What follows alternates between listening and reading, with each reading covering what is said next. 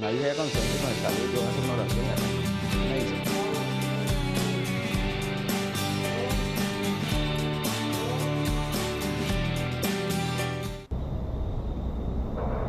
Muy buenas tardes. Para mí es un privilegio dirigirme a ustedes a esta hora de la tarde por este medio.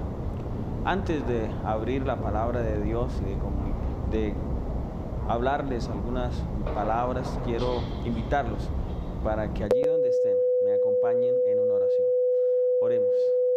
Bondadoso Dios que estás en los cielos, gracias por esta tarde tan hermosa que nos regalas. Gracias, Señor, también porque a esta hora de la tarde tú nos das el privilegio de abrir tu santa palabra. Quiero pedirte, Señor, por todas aquellas personas que a esta hora de la tarde se han conectado a su equipo para escuchar de la palabra de Dios. Así que, por favor, Dios, acompáñanos y bendícenos con tu Espíritu Santo. Amén. Bien, esta tarde quiero dedicarle este mensaje a aquellos que están pasando por momentos difíciles en su vida, a aquellos que por alguna circunstancia, razón, sienten que Dios no los ama. Quiero también dedicar este mensaje a aquellos que se sienten desanimados, que por las dificultades, por los problemas, se sienten ya sin fuerzas. Hoy vamos a tratar de comprender el amor de Dios. Pero yo quiero que comprendamos el amor de Dios a través de las relaciones que tenemos nosotros los seres humanos. No es fácil comprender el amor de Dios. Quiero comentarles una experiencia que tuve en estos días. El domingo andaba mirando un programa en la televisión donde estaban dando el reportaje de un hombre que asesinó a una niña de 10 años. Este hombre no solo la asesinó, sino que también violó a esta niña. Así que después de ver el reportaje, ver la manera en que este hombre actuó, cómo lo hizo, lo que hizo, sentía un poco de rabia, de enojo hacia este hombre. Y mi enojo era mayor porque resulta que desde hace 6 meses, más o menos 6, 8 meses, estamos trabajando en un ministerio carcelario y en uno de los patios donde más hemos avanzado es en el patio de las personas que están condenadas por delitos sexuales. Y cuando yo vi el rostro del hombre que había hecho esta cosa tremenda a esta niña, observé que este hombre en varias ocasiones se me había acercado a escuchar la palabra de Dios allá en la cárcel. Así que mis sentimientos se encontraron porque muchas veces he presentado el amor de Dios a aquellos hombres. Les he dicho que Dios los ama, que Dios los perdona, que no importa lo que han hecho en su pasado, que si tan solo ellos le entregan su vida a Jesús, el Señor los recibe con los brazos abiertos. Y ahora me encontraba frente a un caso de un hombre que había hecho tanto mal a una niña de tan solo 10 años. Y ahora, ¿cómo comprender por un momento que a ese hombre Dios lo amaba? Que Dios estaba dispuesto a perdonarlo. ¿Saben? Me costó trabajo aceptar, pero ese es el amor de Dios.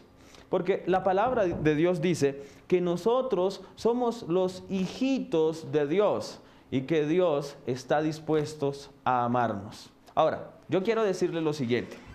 Yo soy padre, tengo mis niños y yo les voy a explicar por qué amo a mis hijos.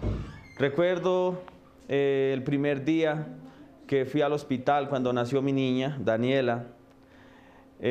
Cuando entré y vi a mi esposa, a Danielita, no sabía a quién de las dos abrazar primero, a quién saludar. Así que cuando yo vi el rostro de mi hija, y yo no vi una niña hermosa, una niña con una nariz grande, estaba hinchada porque se habían pasado de nacer unas semanas. Así que, sin embargo, aunque no era la niña más linda, aunque no era la bebé más hermosa, ya en mi corazón la amaba por una razón, porque era mi hija. Recuerdo cuando nació mi hijo, Daniel, llevaron a mi esposa en la silla de ruedas a la sala de parto, yo estaba muy cerca. Ahora salió la enfermera, venía la enfermera con el niño, detrás mi esposa, y entonces la enfermera me entrega al niño en una sábana, y yo me quedé mirándolo a los ojos, y yo lo vi, y yo dije, este sí será mi hijo. Tenía unas orejas grandes, y con unos ojos así abiertos mirándome. Sin embargo, a él también lo amo. No por lo simpático, por lo inteligente, por cómo se porte. Lo amo por una sencilla razón, porque es mi hijo. Porque él es carne de mi carne, hueso de mis huesos. Es mi hijo. Por esa razón lo amo. Resulta que es diferente el amor que uno experimenta por sus hijos al amor que puede experimentar por su esposa. Yo recuerdo cuando estábamos de novios con mi esposa, yo le decía, amor, te amo con todo mi corazón, te amo. Pero yo no había alcanzado a comprender lo que esa palabra significaba hasta el día en que me nació mi hija. Porque resulta que hoy he comprendido que para amar a mi esposa he necesitado tiempo. Llevamos 7 años de casados y en el tiempo he comprendido que la he amado. Pero a mis hijos no he necesitado tiempo. Simplemente con el hecho de ellos nacer, ya los amo. Precisamente eso es lo que debemos comprender en esta tarde. Que Dios nos ama no por lo bien o por lo mal que nos portamos. Dios no nos ama por los dones o por los talentos que tenemos. Dios nos ama simplemente porque somos sus hijos. Ahora, hay un asunto que también debemos comprender en esta tarde y que lo explica la palabra de Dios. Dios no juzga, no castiga a los seres humanos por ser pecadores. Porque Dios sabe que la condición de todos los seres humanos es de pecado, pero nosotros no somos pecadores por elección. Nosotros, con el hecho de haber nacido en esta tierra, ya hemos nacido siendo pecadores. La Biblia dice que hay otros mundos donde no hay pecado. Y registra la Sagrada Escritura que solo un mundo ha caído, que es la tierra. Y yo les pregunto en esta tarde, apreciados, ¿quién de los que a esta hora me escucha escogió vivir o nacer en este mundo? Si usted hubiera tenido el privilegio, la oportunidad de escoger otro lugar, otro mundo donde no ha caído, y el Señor te hubiera puesto a elegir, bueno, ¿dónde quieres nacer? ¿En este mundo donde no hay pecado o en la tierra donde hay el pecado? Yo estoy seguro de que usted y yo hubiéramos elegido nacer en ese mundo donde no hay pecado. Pero las cosas han sido diferentes porque simplemente llegamos a este mundo no por elección. Y al llegar a este mundo ya somos pecadores. Pero aún siendo pecadores, queridos amigos, queridos hermanos, aún siendo pecadores, aún con nuestros defectos, hagamos lo que hagamos, Dios nos sigue amando. Y eso nos puede parecer un poco difícil. Resulta que por años la iglesia cristiana nos inculcó una forma de pensar acerca de Dios el Padre que ha causado problemas en esa relación que tenemos con el Padre. Cuando nosotros pensamos en Jesús, ¿quién es Jesús? Pensamos en este hombre de misericordia, en ese ser que estuvo dispuesto a morir en la cruz del Calvario. Pensamos en un ser que es todo amor, en un ser, y siempre se nos viene a nuestra mente la historia de la mujer adúltera. Cuando estaba allí en el piso y estaba la multitud con piedras en su mano, listos para arrojarle, y entonces el Señor pregunta, el que esté sin pecado que tire la primera piedra. Y la Biblia dice que todos empezaron. Y al estar solo con la mujer, dice la palabra de Dios que le pregunta, ¿dónde están los que te acusaban? Ella dijo, ninguno. Y el Señor le dijo, ni yo te condeno, vete y no peques más. Esa es la imagen que tenemos de Jesús. Pero cuando pensamos en Dios, Dios el Padre, tenemos otra imagen diferente. Nos cambia el concepto de Dios, porque cuando pensamos en Dios el Padre, pensamos en un ser duro, en un ser severo, en un ser que está pendiente de nuestros errores para ver cuándo nos equivocamos y entonces castigarnos. Muchos van a la iglesia porque le tienen miedo a Dios, miedo de ser castigados, miedo de no tener la salud, miedo porque de repente le pase algo a su familia, y muchos le temen a Dios, no por amor, sino por miedo. Pero hoy, a través de la palabra de Dios, yo quiero presentarles la imagen más perfecta del amor de Dios por sus hijos. Yo quiero que usted hoy pueda, en el nombre de Jesús, cambiar la imagen de Dios el Padre. Y para esto, yo quiero invitarlos a que abran sus Biblias en el libro de Mateo. Vamos a ir al libro de Mateo, al capítulo 26, desde el verso 36 en adelante. ¿Saben? Cuando vemos los escritos de Elena de White, ella dice que nosotros todos los días debiéramos leer, repasar, meditar estos pasajes que vamos a estudiar en este momento. Porque estos pasajes tienen que hacernos cambiar el concepto que tenemos de Dios. Dice la palabra de Dios: entonces Jesús llegó con ellos al lugar que se llama Getsemaní y les dijo: sentaos aquí mientras voy allí a orar. Llevó a Pedro y a 2 de sus hijos, a Zebedeo, y dice la palabra de Dios que empezó a entristecerse y a angustiarse en gran manera. Pregunto en esta tarde, ¿has tenido miedo alguna vez? Yo sé que sí. El miedo es algo normal, algo natural en los seres humanos.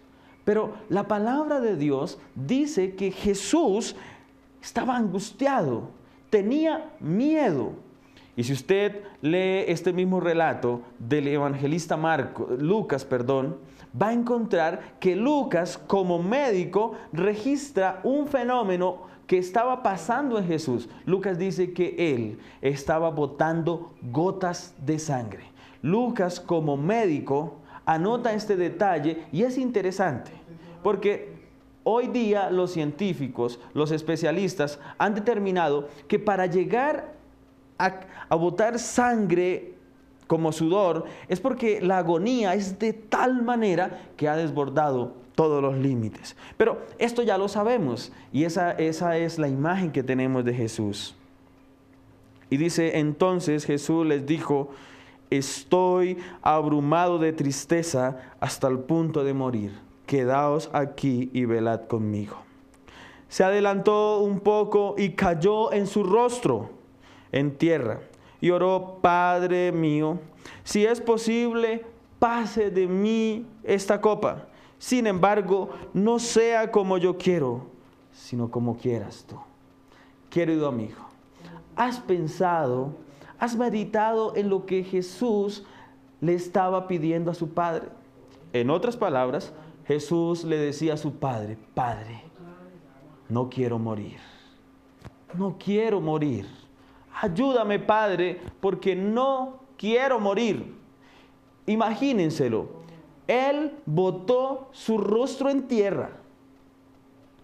Los paisajes antiguos donde se dieron los eventos bíblicos muestran que eran lugares desérticos, llenos de polvo. Así que imagínense por un momento Jesús, el Rey del universo, botando su rostro en la arena, literal, física, con su frente ensangrentada, temblando quizás, llorando como un niño y rogándole a su Padre que no quería morir. Sigue el texto. Entonces volvió a sus discípulos y los halló durmiendo. Y dijo a Pedro: ¿no habéis podido velar conmigo ni una hora? velad y orad para que no entréis en tentación. El espíritu está pronto, pero la carne es débil.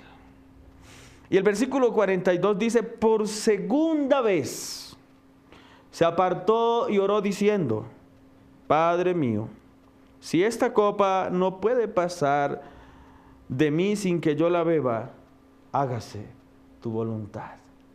Y entonces la palabra de Dios dice que no era la primera, sino que ahora era la segunda vez que Jesús, allí en ese lugar, tirando su rostro en la tierra, en el polvo, en la arena, con las mismas palabras le rogaba a su Padre, con las mismas lágrimas de tristeza, con el mismo sudor ensangrentado, le decía a su Padre querido, a su Padre de amor, no quiero morir, no quiero morir. ¿Saben? Jesús hizo muchas cosas cuando vino a esta tierra. Y cuando miramos el porqué o la necesidad que Él tenía de hacerlas, llegamos a la conclusión de que Jesús no tenía necesidad. En una ocasión, unos hombres se acercan y le dicen, Señor, queremos ir contigo, queremos seguirte. Y el Señor les contesta, las zorras tienen su guarida, las aves tienen su nido, pero el Hijo del Hombre no tiene dónde recostar su cabeza. No tenía un hogar, no tenía una casa. Sin embargo, tú y yo tenemos un lugar donde descansar. El versículo 44 dijo, dejándolos, se apartó de nuevo y oró por tercera vez, repitiendo las mismas palabras. Ahora, yo quiero que por un momento piense lo siguiente.